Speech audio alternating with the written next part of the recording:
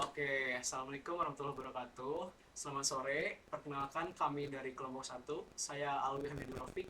Izin menjelaskan mengenai proyek tugas besar kami, yaitu manajemen cost berbasis web yang namanya diambil dari objek langsung, yaitu objek nyata, yaitu Pondok Titis. Oke, langsung aja ke videonya. Oke, baik. Sebelum kita masuk ke teknisnya, kita mau jelasin dulu nih, kenapa sih Pondok Titis ini kita ambil sebagai objek nyata dari proyek kami?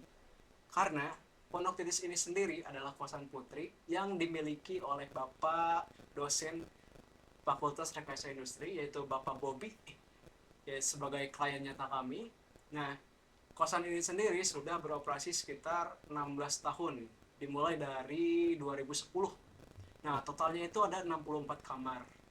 Nah, selama 2010 sampai dengan 2026 sekarang, itu ada sekitar 500 lebih penghuni. Dan kosan ini sudah tersedia di dua kota, yaitu Bandung dan juga Solo.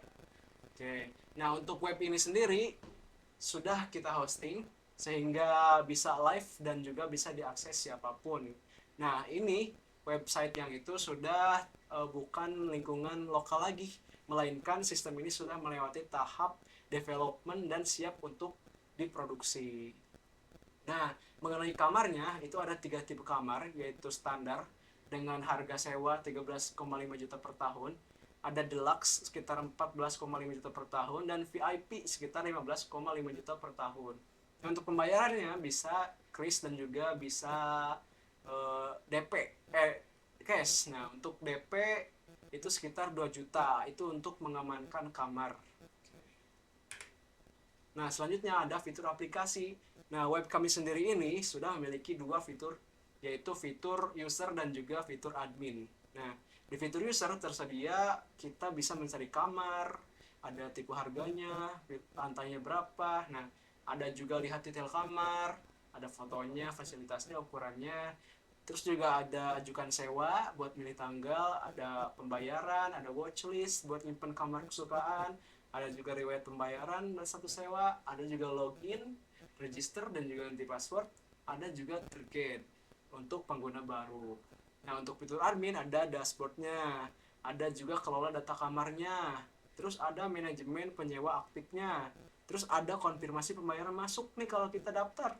Nah, terus ada riwayat semua transaksi pembayarannya dan juga check out penyewanya.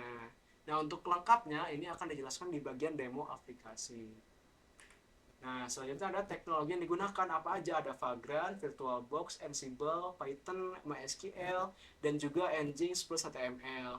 Nah, Vagrant sendiri ini sebagai otomatisasi dalam pembuatan PM-nya. Itu jika kita ingin menjalankan aplikasinya atau webnya, kita cukup menjalankan Vagrant App. Nanti semua ketiga Vagrantnya akan hidup. Nah, untuk VirtualBox ini sebagai hypervisornya buat menjalankan tiga VM tersebut. Ada Ansible sebagai professional otomatis via playbook YML-nya. Nah, terus ada Python sebagai REST API backend. Nah, nanti semua endpoint API itu semuanya tersedia di sini. Nah, terus MySQL ini versi 8.0, database untuk database, dan juga ada Nginx ini untuk front end-nya plus HTML atau JS-nya. Oke, untuk selanjutnya akan dijelaskan oleh teman saya bagian demo aplikasi. Nah, untuk tampilan webnya itu kayak gini, kita harus login dulu. Karena saya udah pernah login, jadi eh, tiap user itu hanya boleh ajukan sewa satu kali. Satu user, satu sewa. Kita bisa masukin watchlist. Di menu watchlist nanti kelihatan kayak gini. Di lewat pembayaran, saya udah pernah bayar itu kayak gini. Nah, untuk kwitansi itu mirip dengan admin. Ada juga kamar saya.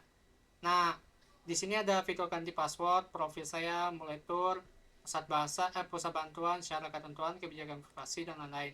Untuk tampilan kamarnya itu ada keunggulan kamar, spesifikasi kamar, fasilitas kamar mandi, peraturan kosan, dan di bawahnya itu ada tampilan kayak gini, dan alamat kosan kami. Di Solo juga begitu tampilannya. Cuman beda Kabar. tipe nama kamarnya doang. Soalnya tipe kamarnya juga sama. Nah, untuk tampilan admin, kita harus keluar dulu, login admin.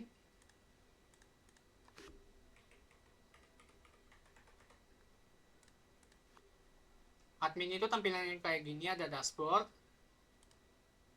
ada manajemen kamar, mau di set maintenance atau ubah, detail kamarnya kayak mana, dan bisa upload foto baru dan tambah kamar baru.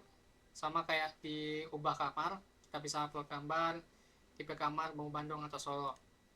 Nah, di tipe penyewa itu tadi kalau misalkan kita udah user udah menyewa, itu nanti masuknya di detail penyewa.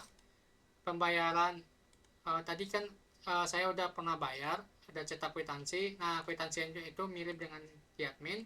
Report ini pendapatan si admin itu berapa dalam setahun dalam bentuk diagram. Nah, pengaturan admin bisa merubah detail informasi di kosan Bandung ataupun Solo dan reset demo data. Demo data ini mereset semua data-data yang telah dikumpulkan user pada admin. Di dashboard itu ada diagram juga, tapi diagram batang.